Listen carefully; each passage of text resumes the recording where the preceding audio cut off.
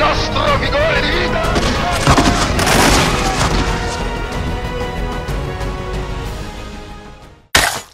Bonjour à toutes et à tous et bienvenue dans la dernière vidéo de l'année. Alors cette fois-ci on va parler de la série télévisée Mad Men, donc c'est une série américaine en 7 saisons qui se déroulait dans l'Amérique des années 60. Mais avant toute chose, n'oubliez pas de vous abonner pour nous suivre et également rejoignez-nous sur Facebook, la page Facebook porte le même nom que la chaîne, avec un grand H. Allez, on se retrouve juste après ça.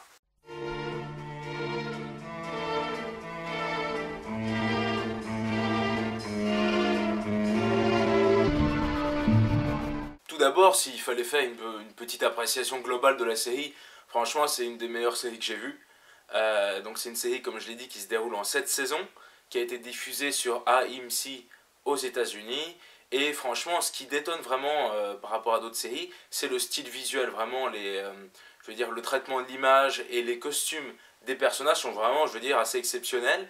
Et l'évolution dans le temps des costumes donc, qui s'accordent à l'époque, parce qu'on passe des années 60 jusqu'au début des années 70, c'est vraiment super bien fait. Et également, le personnage principal qui est interprété par Jon Hamm, son nom c'est Donald Draper. Alors il faut savoir, bon attention, je lâche des spoils, le mec a pris le nom de son officier en guerre de Corée, son officier était mort devant lui, il lui ressemblait un peu, donc il y a eu une méprise sur leur identité, on l'a pris pour son officier, en fait le mec s'appelait Dick Whitman. Ben, enfin bon, bref, le mec donc s'appelle Donald Draper, Donald, tiens, référence à Donald Trump, non, je rigole. Mais enfin bon, c'est assez marrant de voir les noms américains, même Mickey en fait c'est un nom, je veux dire, assez ordinaire aux États-Unis, surtout dans l'époque de l'après-guerre. Également donc au niveau du côté historique de la série, tout d'abord donc évidemment il y a l'aspect des costumes comme j'ai dit, mais également il y a divers événements très importants des années 60 qui se retrouvent dans la série évidemment. Alors tout d'abord on nous parle beaucoup de la guerre du Vietnam, qui commence pendant la série, et d'ailleurs qui va finir après, parce que la série s'arrête je crois en 70-71, la guerre du Vietnam s'arrête en 73.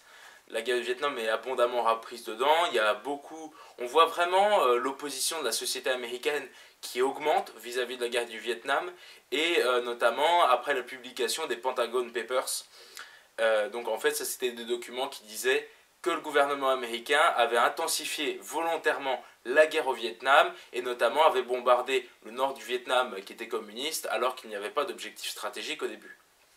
Et donc d'ailleurs il y a un film de Spielberg qui devait sortir cette année dessus, mais pas de nouvelles, je sais pas, c'est peut-être reporté à l'année prochaine, qui sait, Ensuite il y a d'autres événements qui sont repris, notamment la campagne de Kennedy, son élection face à son opposant. Il y a vraiment le côté très moderne de Kennedy dans sa communication qui est mis en avant. Il faut savoir qu'il y avait eu un débat entre son opposant et Kennedy avant l'élection américaine, et que donc Kennedy lui il était bien habillé, il était bien soigné et tout, et son opposant était complètement à la masse, il était mal rasé et tout ça. Pour un débat télévisé, c'était un des premiers de l'époque, et ben ça avait fait tout de suite tâche, et Kennedy avait remporté aussi la présidentielle grâce à sa communication, et notamment à sa femme, la fameuse Jackie Kennedy. Elle faisait des spots en espagnol pour faire voter les gens pour Kennedy, et ça c'est assez exceptionnel parce qu'on voit que déjà dans les années 60 on draguait l'électorat hispanique aux États-Unis, et ça c'est repris dans la série d'ailleurs. The computer is putting Senator Kennedy's odds for a victory at a grim-sounding 22-1. Autre petit clin d'œil, il y a un clin d'œil à La Sorcière Bien-Aimée. La Sorcière Bien-Aimée, c'est une série des années 60 qui parle en gros de la même chose. Alors c'est beaucoup plus humoristique et c'est avec une sorcière, etc. Mais en gros, c'est sur la vie d'un publicitaire dans les années 60 aux États-Unis. Et d'ailleurs, ce qui est marrant, c'est que son boss dans La Sorcière Bien-Aimée, la série des années 60, et ben son boss, il ressemble beaucoup au boss dans Mad Men, le gars avec les cheveux blancs, Roger Sterling, ressemble beaucoup à Alfred Tate dans la série Ma Sorcière Bien-Aimée. Alors je sais pas si c'est fait exprès, mais en tout cas bon, c'est assez intéressant de noter. Également à de nombreuses reprises, ils vont parler des mouvements hippies. D'ailleurs le dernier épisode de la série s'arrête là-dessus, Voilà, c'est le début du yoga et de toute cette vague du fitness un petit peu qui arrive aux États-Unis. Et donc évidemment il y a aussi le côté drogue qui est repris, on voit à de nombreuses reprises des personnages qui tentent le LSD, la cocaïne ou bien tout simplement la weed.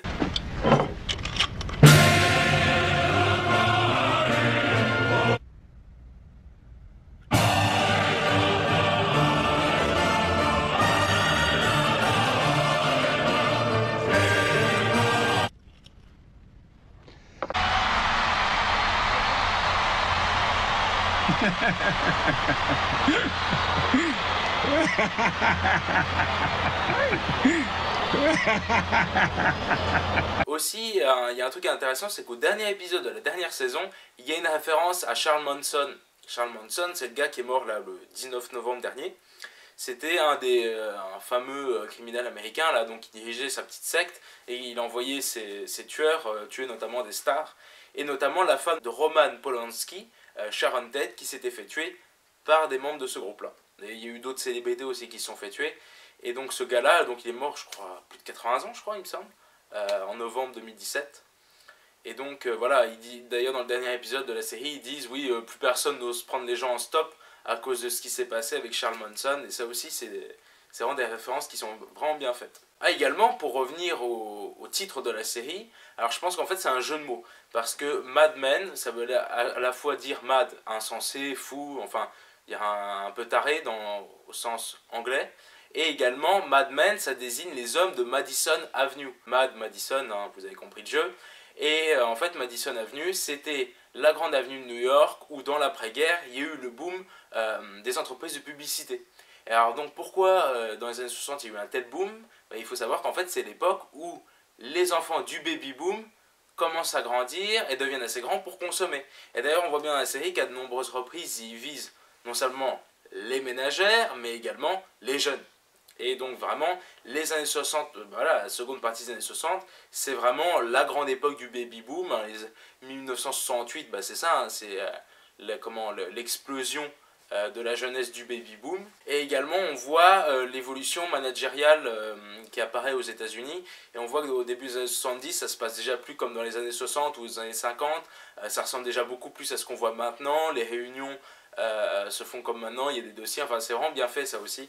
Ce côté évolution du marketing et également évolution du management. Si cette petite critique vous a plu, je vais vous dire allez voir la série, hein, si je vous en ai pas trop spoilé, mais en tout cas c'est vraiment une très bonne série, même à voir comme ça, ça reprend vraiment plusieurs conflits, ça parle de la Seconde Guerre mondiale un petit peu, de la guerre de Corée, du Vietnam. C'est vraiment une très bonne série, je veux dire au niveau de la description des mœurs de l'époque. On voit également comment un certain libertinage hein, qui règne à New York, alors qu'on voit que dans le reste du pays ils sont beaucoup plus stricts. Enfin, c'est vraiment des choses très intéressantes qui sont reprises et ça aide même à comprendre les États-Unis d'aujourd'hui. C'est déjà une porte d'entrée vers la compréhension de ce pays-là. Également, je vais vous dire d'aller voir nos dernières vidéos sur la révolution russe de 1917. On a fêté le centenaire avec 2 vidéos. Je vous invite à les voir en cliquant ici. Également, n'oubliez pas de vous abonner et de nous rejoindre sur Facebook. Comme je vous l'ai dit dans l'introduction, c'est là que nous sommes. C'est là que nous sommes présents en permanence pour vous. Et n'oubliez pas, l'histoire vous appartient. L'année prochaine, de nombreuses surprises vous attendent. Ciao!